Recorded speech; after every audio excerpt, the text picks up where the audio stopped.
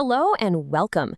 Today, we're diving into a condition that's often completely overlooked in patients with advanced gastric cancer, but it has a huge impact on their survival. It's a silent threat that you can't see just by looking at someone, and understanding it could really change the game. This quote from the research we're breaking down today really says it all, doesn't it? It's a quiet problem, but its consequences are incredibly loud. So what exactly is this silent threat? Well, sarcopenia is the medical term for when the body starts losing muscle mass and strength. Now, for cancer patients, this isn't just about aging. It's a huge sign that the body is in a state of crisis. The cancer itself and the body's fight against it creates this perfect storm where the body is literally forced to burn through its own muscle just to survive. So why is spotting sarcopenia so critical? To really get that, we have to look at the tough reality these patients are up against, which is exactly what sparked this research in the first place. This number is just jarring. In the specific region where this study happened, the median survival for these patients was only 2.5 months. And that's not just a statistic, It's a flashing red light that tells us we are probably missing some really key factors that are affecting survival. For the longest time, we've relied on things like BMI to gauge a person's health. But as you can see here, BMI just doesn't tell the whole story. A patient can have a totally normal weight, a normal BMI, all while their body is catastrophically losing vital muscle. This is what makes sarcopenia so dangerous and so sneaky. We need a better tool, and that tool is the Skeletal Muscle Index, or SMI, which gives us a direct, objective look at a patient's actual muscle reserves.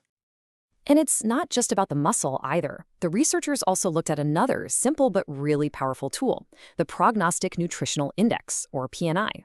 The easiest way to think about it is like a nutritional report card that you get from a totally standard blood test. It measures protein levels and immune cells, giving us a snapshot of the body's ability to fight back and heal itself. And a low score? Well, that's a major red flag. Okay, so we've got these two key concepts, SMI for muscle and PNI for nutrition. But how did the researchers actually use them to connect the dots to patient survival? Let's pull back the curtain and see how they did it. All right, so here's the quick rundown. This was a retrospective study, which means they looked back at the records of 238 patients with advanced gastric cancer at a major hospital in Thailand.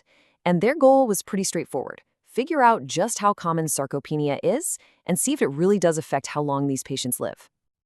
Now, this is where things get really cool. See, trying to measure muscle on a CT scan by hand is super slow and tedious.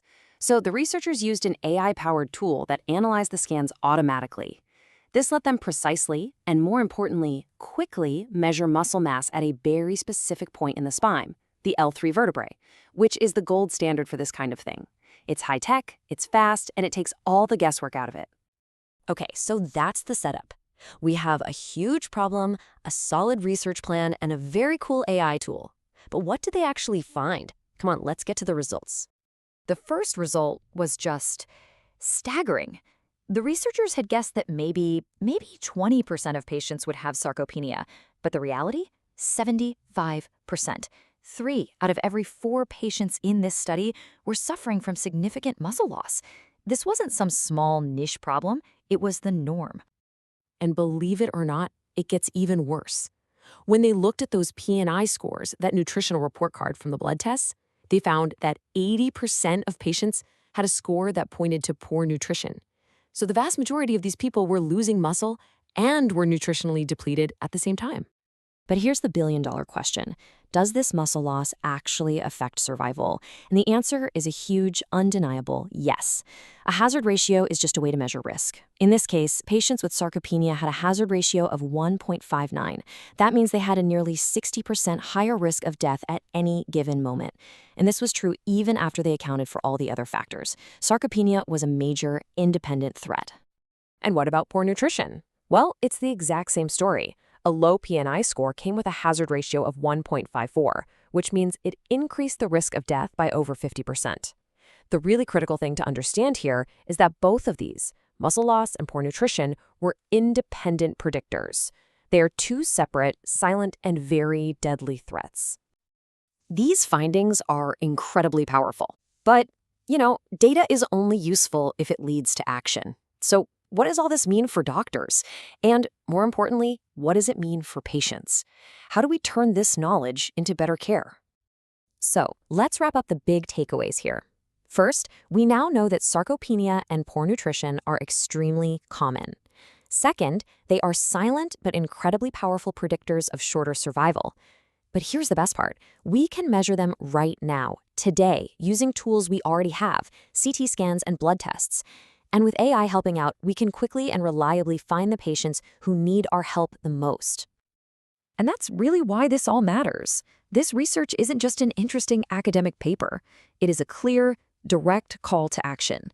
It's making the case that we have to start looking beyond the tumor and pay attention to the patient's entire body. Making these simple measures, SMI from a CT scan and PNI from a blood test, a standard part of cancer care, is the next logical step. And that leaves us with one final and I think very hopeful thought. For so long, sarcopenia has been this invisible enemy. But now we have the tools to see it. So the question is no longer, can we find it? The question is, now that we can find it, how many lives can we change by giving the right nutritional support at the right time? Thanks so much for tuning in.